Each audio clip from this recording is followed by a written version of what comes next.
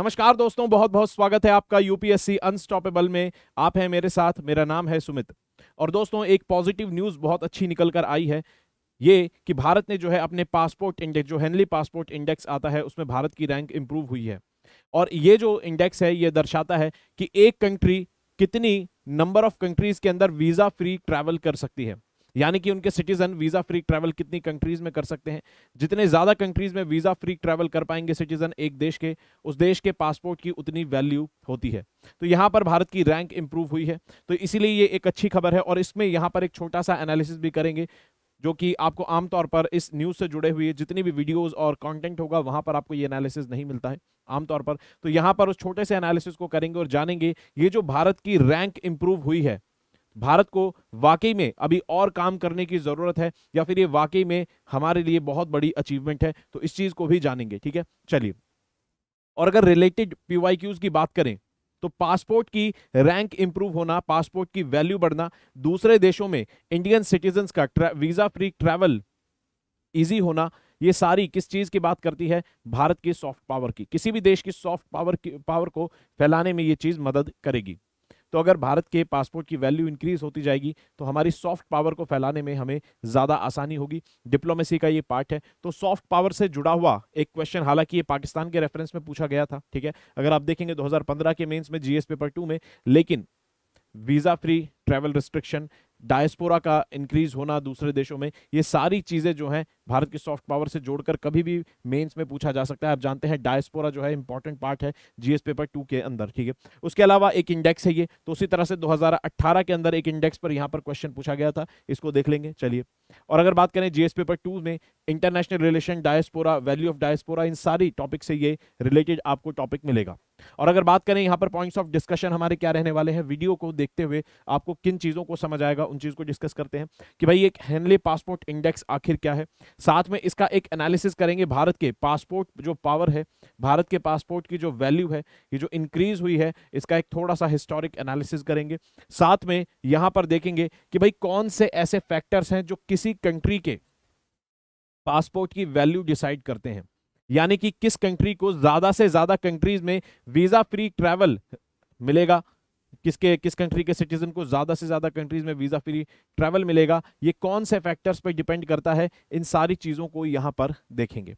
और यहां पर आगे बढ़ने से पहले एक और इंडेक्स पर ही यहां पर क्वेश्चन है, क्योंकि इंडेक्स पर पूछा गया क्वेश्चन है, तो एक छोटे से इंडेक्स पर यहां पर क्वेश्चन है, इसको अटेम्प्ट करेंगे। वीडियो के एंड में मैं आपको इसका जवाब दूंगा। What is the rank of India in global fire power index? ये फायर पावर इंडेक्स क्या करता है? जैसे हेनली इंडेक्स हमारे पासपोर्ट की पावर और उसकी वैल्यू बताता है, उसी तरह से ग्लोबल फायर पावर इंडेक्स जो है किसी भी देश की मिलिट्री की स्ट्रेंथ बताकर उनको रैंक करता है। तो 2023 के इंडेक्स के अकॉर्डिंग इंडिया की रैंक क्या है, इसका जवाब देंगे। और अगर बात करें इंडिया की जो रैंक है हेनली पासपोर्ट इंडेक्स में, वो 80 यहां पर देखने को मिली है। और इंडिया के नागरिक, भारत के नागरिक जो है वो 57 कंट्रीज के अंदर ट्रैवल कर सकते हैं बिना वीजा के, बिना वीजा के, ठीक है, विदाउट वीजा यहां पर ट्रैवल कर सकते हैं 57 कंट्रीज के अंदर, ठीक है। तो ये एक अच्छी खबर है कि हमारी जो रैंक है पहले से इंप्रूव हुई है। पुरानी रैंक अगर देखें तो पुरानी रैंक की अगर बात करें यहां पर भारत की, तो आप देख सकते हैं 2022 में 87th भारत की पोजीशन थी, जो कि बढ़कर 80th यानी कि 80 पोजीशन अब 2023 में, यानी कि भारत की रैंक पिछले साल के मुकाबले इंप्रूव हुई है, ठीक है। और अगर बात करें यहां पर ये हेनली पासपोर्ट इंडेक्स आखिर होता क्या है? भारत की रैंक इंप्रूव हुई है, समझ आता है, लेकिन ये आखिर इंडेक्स है क्या? तो ये यूके बेस एक हेनली एंड पार्टनर्स फर्म है जो कि इस इंडेक्स को निकालता है और ये ग्लोबल रैंकिंग करता है कंट्रीज की, किस आधार पर कि उस कंट्री के सिटीजन कितनी कंट्रीज में वीजा फ्री ट्रैवल कर सकते हैं, यानी कि एक्सेप्टेबिलिटी कितनी है एक पासपोर्ट की बाकी दूसरी कंट्रीज में ग्लोबल लेवल पर। और अगर बात करें यहां पर तो 2006 के अंदर इस इंडेक्स की शुरुआत हुई थी, और जब 2006 में इस इंडेक्स की शुरुआत हुई थी तो इसका नाम था Henley partners and visa restriction index, यहां पर इसका नाम था। और बाद में 2018 में इसका नाम चेंज करके हेनली पासपोर्ट इंडेक्स कर दिया गया है, ठीक है। उसके अलावा ये डेटा कहां से लेते हैं, ये जो इनको डेटा मिलता है कि भाई कौन से देश के सिटीजन कितनी कंट्रीज में वीजा फ्री ट्रैवल कर सकते हैं, तो इनको मिलता है इंटरनेशनल एयर ट्रांसपोर्ट अथॉरिटी से, IATA से इनको डेटा मिलता है। और ये 199 पासपोर्ट्स के लिए ये रैंकिंग जारी करते हैं पूरी दुनिया में, यानी कि 199 कंट्रीज को ये असेस करते हैं पासपोर्ट्स को, और उसके बाद ये रैंकिंग जारी करते हैं, ठीक है। चलिए, और अगर बात करें टॉप परफॉर्मर्स की, ठीक है, तो टॉप परफॉर्मेंस में आपको देखने को मिलेगा, बड़ी न्यूज ये है कि सिंगापुर ने रिप्लेस कर दिया है जापान को। पहले जापान पहले नंबर पे होता था, अब आप देखेंगे कि जापान आपको तीसरे नंबर पे यहां पर देखने को मिलेगा। और एक चीज और याद रखेंगे कि अकेला जापान तीसरे नंबर पर नहीं है, जापान के साथ आपको ऑस्ट्रिया, फिनलैंड और फ्रांस भी देखने को मिलते हैं। यानी कि अगर बात करें पेपर में, अगर मान लीजिए क्वेश्चन पूछ लेता है हेनले पासपोर्ट इंडेक्स पर, तो पूरे न्यूज में यही चर्चा है कि जापान को रिप्लेस कर दिया और अब जापान तीसरे नंबर पे है। तो तीसरे नंबर पर जापान अकेला नहीं है, जापान के साथ और भी कंट्री है। कल को पेपर में आपको कंफ्यूज करने के लिए मान लीजिए स्टेटमेंट बना दी हेनली पासपोर्ट इंडेक्स में कि भाई ऑस्ट्रिया जो है वो तीसरे नंबर पर आता है, ऑस्ट्रिया जो है वो तीसरे नंबर पर आता है, आपको लगेगा जापान आता था तीसरे पे तो ऑस्ट्रिया कैसे हो सकता है। तो रैंक को एक बार देखेंगे यहां पर ऑफिशियली, तो तीसरे नंबर पे ऑस्ट्रिया, फिनलैंड, फ्रांस और जापान तीनों है, ठीक है। हाँ, जापान पहले नंबर पे हुआ करता था, अब सिंगापुर ने इसको रिप्लेस कर दिया है, ठीक है। चलिए, और भारत कौन सी पोजीशन पे, भारत 80वीं पोजीशन पर आता है। 57 कंट्रीज में भारत को वीजा फ्री एक्सेस मिलता है भारत के सिटीजन्स को, ठीक है। और हेनली पासपोर्ट इंडेक्स की अगर बात करें तो जो हेनली एंड पार्टनर्स हैं, ये एक और तरह का इंडेक्स निकालती हैं जो कि बताता है कि मोबिलिटी क्या है किसी कंट्री के सिटीजन्स की, यानी कि आप कितनी वर्ल्ड की कितनी परसेंटेज ऑफ जीडीपी के इकोनॉमीज के अंदर आप ट्रैवल कर सकते हैं इजीली, ठीक है, वीजा फ्री एक्सेस आपको। तो भारत को अगर देखें यहां पर हम इसको जोड़ सकते हैं इस इंडेक्स के साथ, 57 कंट्रीज में है। और अगर एक इंपॉर्टेंट डेटा आपके लिए बन सकता है यहां पर कि इंडिया जो है 6% ऑफ द वर्ल्ड जीडीपी के अंदर वीजा फ्री एक्सेस भारत के सिटीजन्स को मिलता है, ठीक है। और अगर ये बात करें, इसे कहते हैं, ये जो डेटा बनाया जाता है कि भाई कितनी percentage of economy of the global world कोई कंट्री वीजा फ्री एक्सेस ले सकती है, इसको यहां पर कहा जाता है हेनले पासपोर्ट पावर, ठीक है। तो पासपोर्ट पावर भी हेनली के द्वारा ही निकाला जाता है, लेकिन इस चीज को याद रखेंगे, इसमें परसेंटेज ऑफ जीडीपी देखा जाता है जितने में वीजा फ्री एक्सेस होता है। पेपर में कल को घुमा के क्वेश्चन दिया जाता है, मैं देखता हूं इस वाले पॉइंट को यहां पर कोई भी डिस्कस नहीं करता है, सब हेनली पासपोर्ट इंडेक्स को ही डिस्कस करते हैं। हाँ, इसके अंदर इंडिया की 119वीं रैंक है और India 6% of the global GDP में वीजा फ्री एक्सेस कर सकता है। यहां पर चिंता की बात यह है कि चाइना की अगर बात करें तो हमारी जो रैंक है इसमें कुछ ज्यादा अच्छी नहीं है। चाइना की अगर बात करें तो चाइना आपको देखने को मिलेगा लगभग 25% ऑफ द ग्लोबल जीडीपी के अंदर चाइना जो है वीजा फ्री ट्रैवल कर सकते हैं चाइना के सिटीजन्स। तो अभी हम इस मामले में चाइना से बहुत ज्यादा पीछे हैं, यानी कि अभी बहुत ज्यादा जरूरत है भारत को इंप्रूव करने की, पासपोर्ट की वैल्यू को रियल में बढ़ाने की, और किन फैक्टर्स पे इनको बढ़ाया जाता है उनको हम देखेंगे, ठीक है। चलिए, और अगर यहां पर बात करें हिस्टोरिक जो रैंकिंग है उसका एक बार एनालिसिस थोड़ा सा करते हैं और ये जानते हैं कि ये वाकई में हमारे लिए एक अचीवमेंट है या अभी हमें ये सोचना है कि अभी बहुत इंप्रूवमेंट करना है। तो यहां पर अगर देखें, अगर आप रैंकिंग भारत की देखेंगे 2006 से जब इस इंडेक्स की शुरुआत हुई थी तो 71वीं पोजीशन पे भारत आपको देखने को मिलेगा। उसके बाद रैंकिंग जो है थोड़ी गिरती गई, लगातार रैंकिंग गिरती गई है और 2013 में आके हमने पहली बार 80 जो रैंकिंग है 80th पोजीशन को क्रॉस करा, यानी कि हमारी रैंकिंग यहां पर 2013 में सबसे लोवेस्ट पोजीशन पे थी। उसके बाद रैंकिंग 2014 में इंप्रूव होती है, ठीक है, 74 नंबर पे आती है, फिर से 70s की लाइन में जाते हैं और 14 के बाद 15, उसके बाद 76 और उसके बाद फिर आप देखेंगे लगातार हम 80 यानी कि 80s में बने हुए हैं। अब अगर यहां पर आप देखें, आपको एक चीज देखने को मिलेगी, यहां पर हम cut off date, cut off year जो है उसको मान सकते हैं लगभग 14, ये 15 को हम कट ऑफ ईयर अगर मान ले, 2015 को या 14 को आप कट ऑफ ईयर मान सकते हैं, यानी कि 2014-15 से पहले की अगर बात करेंगे तो इंडिया का पासपोर्ट की जो रैंकिंग थी वो ज्यादा बेटर थी और 2015 के बाद की जो रैंकिंग है हम लगातार उसमें 80वीं पोजीशन पे बने हुए हैं और इंप्रूव भी करते हैं। तो आप देखिए कि उसी में इंप्रूव भी कर रहे हैं, 70s में तो हम अभी पहुंचे ही नहीं हैं।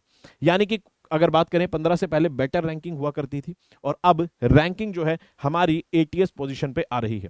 और अगर इसको हम देखें, इस डेटा को अगर देखें, अगर इस डेटा को अगर आप देखेंगे तो आपको यह समझ आएगा कि 2014-15 के बाद, ठीक है, 14-15 के बाद हमारा जो कंट्रीज का एक्सेस है वो बढ़ा है। अगर आप 14 से पहले का हिसाब किताब देखेंगे, 2006 से 14 के बीच का जब इस इंडेक्स की शुरुआत हुई थी, तो यहां पर आपको देखने को मिलेगा शुरुआत में कितना 25 कंट्रीज में एक्सेस था, फिर उसके बाद बढ़ते बढ़ते 50, 51, 52, 53 तक गया। यानी कि यहां पर हाईएस्ट जो टच आपको मिलेगा 53 मिलेगा 2014-15 से पहले। इसके बाद आप देखते हैं तो यहां पर हम 60 हमने मैक्सिमम 2022 में टच करा था और अब 57 हमारा वीजा फ्री एक्सेस कंट्रीज का स्कोर है। तो यहां पर क्या पता चलता है? यहां पर एक चीज पता चलती है। पहली बात, हमारा जो वीजा फ्री एक्सेस है ये 50 से 60 के बीच में ही फ्लक्चुएट कर रहा है पिछले लगभग 15 से 18 सालों के बीच में। यहां पर हमारा जो एक्सेस है कंट्रीज को, लगभग 20 साल होने वाले हैं। अब ये जो एक्सेस है ये 50 से 60 कंट्रीज में ही फ्लक्चुएट कर रहा है। इसका मतलब हमने सब्सटैंशियल गेन नहीं किया है जितनी नंबर ऑफ कंट्रीज में जहां पर वीजा फ्री एक्सेस हमें मिल सकता है भारत के लोगों को। तो पहली बात, हमें जरूरत है कि हम ज्यादा से ज्यादा कंट्रीज के साथ ऐसी डील्स करें, ऐसे एग्रीमेंट साइन करें, ऐसे अपनी इकोनॉमिक पॉलिसीज को इंप्रूव करें कि भारत के लोगों को वीजा फ्री एक्सेस बाहर के ज्यादा से ज्यादा देशों में मिलने लगे। क्योंकि पिछले 20 सालों से लगभग 50 से 60 के बीच में ही हम यहां पर खेल रहे हैं, ठीक है। तो ये जरूरत है इस आंकड़े को बढ़ाने की। अब यहां पर अगर आप बात देखेंगे, दूसरी चिंताजनक बात यह देखने को मिलती है कि वीजा फ्री एक्सेस जो है, वीजा फ्री एक्सेस कंट्रीज में बढ़ गया है, बढ़कर 60 तक पहुंच गया है। हालांकि बहुत नहीं बढ़ा, लेकिन 60 बढ़ गया है, लेकिन बढ़ा हुआ दिख रहा है।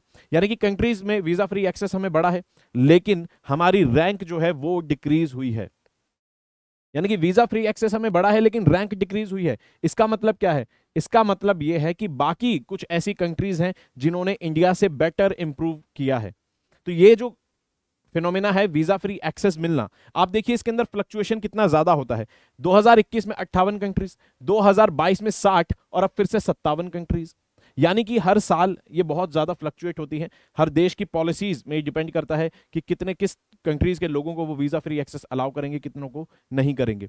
तो ये चीज हमें बताती है कि ये एक ग्लोबल फिनोमेना है। भारत को इसको एक आइसोलेटेड तरीके से नहीं देखना चाहिए। बाकी कंट्रीज भी इंप्रूव कर रही हैं, इस वजह से हमारा एक्सेस बढ़ने के बावजूद भी हमारी रैंक डिक्रीज हो गई है। तो यहां पर दो चीजों की जरूरत है। एक, इंडिया इसको रिस्पेक्टिव बाकी कंट्रीज के रिस्पेक्ट में देखे। दूसरा, यहां पर हमें बहुत ज्यादा जरूरत है, पिछले कई सालों से ऑलमोस्ट स्टैग्नेंट यहां पर है नंबर ऑफ कंट्रीज जिसमें वीजा फ्री एक्सेस भारत के लोगों को है। तो बहुत ज्यादा जरूरत है यहां पर काम करने की भारत को अभी। हालांकि हमारी रैंक इंप्रूव हुई है, लेकिन हमें अभी ज्यादा खुशी मनाने की जरूरत नहीं है। इसमें भारत को अभी और भी ज्यादा काम करना है। अब किन फैक्टर्स पर ये चीजें डिपेंड करती हैं? जो फैक्टर्स ये हैं डिसाइड करते हैं वीजा फ्री एक्सेस, इन पर अगर फोकस करेंगे तो ये ओवरऑल कंट्री के लिए, कंट्री की इकोनॉमी के लिए, साथ में सॉफ्ट पावर के लिए, दोनों के लिए बेनिफिशियल रहेगा। क्यों? क्योंकि हमने ये देखा गया है जो मोस्ट इंपॉर्टेंट फैक्टर होता है, मोस्ट इंपॉर्टेंट फैक्टर ज्यादातर ये होता है कि जो कंट्रीज ज्यादा अच्छी इकोनॉमीज नहीं होती है, यानी कि डेवलपिंग इकोनॉमीज हो गई या फिर पुअर इकोनॉमीज होती हैं, वो ये कोशिश करती हैं कि जो वेल्दी इकोनॉमीज के लोग हैं, यानी कि अमीर देशों के लोगों को वो ज्यादा से ज्यादा अपने देशों में एक्सेस दें, अपने देशों में उनको टूरिज्म के तौर पर एक्सेस दें, ताकि वो लोग हमारे देश में आए, पैसा खर्च करें, इकोनॉमिक एक्टिविटी यहां पर हो। तो ऐसे में जो गरीब देश हैं वो अमीर देशों को प्रेफर करते हैं कि उनको वो वीजा फ्री एक्सेस दे दें। इसीलिए आप देखेंगे जितने भी वेल्दी इकोनॉमीज हैं उनके लोगों को ज्यादातर कंट्रीज में वीजा एक्सेस मिलता है। क्यों? वीजा फ्री एक्सेस मिलता है। क्यों? क्योंकि भाई जो गरीब देश हैं वो चाहते हैं कि अमीर देशों के लोग वहां पर आए, खर्च करें, टूरिज्म एक्टिविटी को बढ़ाएं, इकोनॉमिक एक्टिविटी को बूस्ट दें। वहीं उसका उल्टा हमें देखने को मिलता है, जो अमीर देश हैं, जो डेवलप्ड इकोनॉमीज हैं, वो गरीब इकोनॉमीज को क्या करती हैं, आसानी से अपने देश के अंदर एंट्री नहीं देती हैं, उनके ऊपर वीजा रिस्ट्रिक्शंस लगाती हैं, कई तरह की पूछताछ होती है, कई तरह के ब्यूरोक्रेटिक प्रोसीजर्स होते हैं, उसके बाद फिर वीजा मिलता है गरीब देशों के लोगों को। और ऐसे में इनकी चिंताएं जो होती हैं, जो डेवलप्ड इकोनॉमीज होती हैं, एडवांस्ड इकोनॉमीज, इनकी चिंता ये होती है कि हम इसको वीजा दे देंगे तो ये व्यक्ति हमारे यहाँ पर जब देश में आएगा तो कहीं ये जो परमिटेड जो टाइम है, जितना इसको टाइम अलाउ किया है, कहीं उससे ओवर स्टे ना करे, उससे ज्यादा हमारे देश में ना रुके। उसके अलावा इलीगल माइग्रेंट, इलीगल इमिग्रेंट बनकर हमारे देश में ना रहने लग जाए। ये सारी चीजें, इसी चीज को ध्यान में रखते हुए जो गरीब देश हैं उनको इतनी आसानी से एक्सेस नहीं मिल पाता है दूसरी जो अमीर कंट्रीज हैं उनके अंदर, वहीं पे उल्टा इसका हो जाता है। तो एक तो इंपॉर्टेंट फैक्टर ये काफी ज्यादा है। उसके अलावा बहुत सारे फैक्टर्स डिपेंड करते हैं, जैसे दो देशों में कितनी कॉमनैलिटीज है उनकी हिस्ट्री में, जैसे यूरोपियन कंट्रीज आपस में एक दूसरे के साथ बहुत कोऑपरेट करती हैं, ठीक है, और वेस्टर्न कंट्रीज अमेरिका के साथ, ठीक है। उसके अलावा बात करें इकोनॉमिक स्टेटस क्या चल रहा है, तो इकोनॉमिक स्टेटस को हमने यहाँ डिस्कस करा, ठीक है। उसके अलावा फॉरेन रिलेशन दो कंट्रीज के अंदर कैसे हैं, और साथ में दो कंट्रीज आपस में अग्रीमेंट्स के लेवल पर किस तरह से कोऑपरेट करती हैं। लेकिन यहां पर अगर भारत को अपनी रैंक सही में वाकई में इंप्रूव करनी है तो जरूरत है भारत को अपनी इकोनॉमी को बढ़ाने की, भारत की इकोनॉमी को एक अच्छे लेवल पर ले जाने की, जहां पर बाकी देश जो है उसको ऐसी नजर से देखें कि भाई भारत के लोग अगर हमारे देश में आएंगे तो ये पैसा खर्च करेंगे और हमारे देश में इकोनॉमिक एक्टिविटी बढ़ेगी, ठीक है। चलिए, तो भारत के टूरिस्ट डिजायरेबल बने बाकी कंट्रीज में, ये कोशिश करनी होगी, और इसी से हमारी ये जो वीजा की पावर है ये और ज्यादा एक्चुअल में इंप्रूव होगी। अभी जो हमने यहाँ पर इस एनालिसिस के थ्रू देखा, अभी हमें बहुत काम करने की जरूरत है, ठीक है। उसके अलावा एक और फिनोमेना देखने को मिलता है passport for sale. Passport for sale मतलब यानी कि कुछ पैसों के बदले आप सिटीजनशिप यानी कि अपने देश का पासपोर्ट किसी व्यक्ति को ऑफर कर रहे हैं। ईयू यानी कि यूरोपियन यूनियन की कुछ कंट्रीज ने एक तरह से स्कीम जारी करी थी जिसमें दूसरी कंट्रीज के कुछ ऐसे लोग जिनके पास अच्छा पैसा है उनको पासपोर्ट ऑफर करते थे कि आप हमारा पासपोर्ट ले सकते हैं और फिर आप पूरी दुनिया में वीजा फ्री ट्रैवल करने में, या फिर आपको कहीं ट्रैवल करने में ज्यादा समस्या नहीं आएगी, वीजा बड़ी आसानी से मिल जाया करेगा। लेकिन आपको क्या करना होगा, ईयू के उस देश के अंदर, यूरोपियन यूनियन के उस देश में आपको इन्वेस्ट करना होगा। यानी कि अगर किसी के पास अच्छा पैसा है वो इन्वेस्ट करे यूरोपियन यूनियन के पर्टिकुलर देश में, उसको पासपोर्ट मिल जाएगा, फिर उसका ट्रैवल जो है पूरी दुनिया में आसान हो जाएगा। लेकिन इसको क्रिटिसाइज किया गया और बाद में धीरे धीरे अब आप देखेंगे कई कंट्री से ये फेज आउट कर दिया गया है। बस अभी यूरोपियन यूनियन में आपको माल्टा देखने को मिलेगा। माल्टा ही एक ऐसा देश है जो कि पैसे इन्वेस्टमेंट के बदले में पासपोर्ट यानी कि सिटीजनशिप ऑफर करता है। यूरोपियन यूनियन से ये चीज फेज आउट की जा रही है, लेकिन हमें देखने को मिल रहा है क्योंकि इकोनॉमी को बूस्ट देने के लिए, टूरिज्म एक्टिविटी को बढ़ावा देने के लिए और इकोनॉमिक जो सोर्सेज हैं ऑफ इनकम इसको डाइवर्सिफाई करने के लिए, जो वेस्ट एशियन कंट्रीज हैं, मिडल ईस्टर्न कंट्रीज या वेस्ट एशियन कंट्रीज, ये क्या कर रहे हैं, ये इस चीज को बूस्ट दे रही हैं कि आप इन्वेस्ट करिए हमारे देश में आकर, हम आपको यहाँ की सिटीजनशिप, यहाँ का पासपोर्ट आपको देंगे, ठीक है। तो ये एक तरह का ये भी फिनोमेना हमें देखने को मिलता है जो कि सिटीजनशिप, पासपोर्ट वगैरह से रिलेटेड मिलता है, और बात सारी आकर जुड़ जाती है किससे, इकोनॉमी से, और आप यहाँ पर देख सकते हैं, ठीक है। तो ये था पूरा एनालिसिस, और अगर आप मेरे साथ आपको वर्ल्ड हिस्ट्री पढ़नी है तो आप अनअकैडमी की फ्री स्पेशल जो लाइव क्लास होती है इसमें जुड़ सकते हैं। साथ में 9th से 12th तक की एनसीईआरटी हम कवर कर रहे हैं प्लस कोर्स में, इसको भी आप जुड़ सकते हैं। उसके अलावा अनअकैडमी का कोई सा भी कोर्स अगर आपको खरीदना है तो SMK लाइव कोड का आप इस्तेमाल कर सकते हैं किसी भी कोर्स को खरीदने के लिए, ठीक है।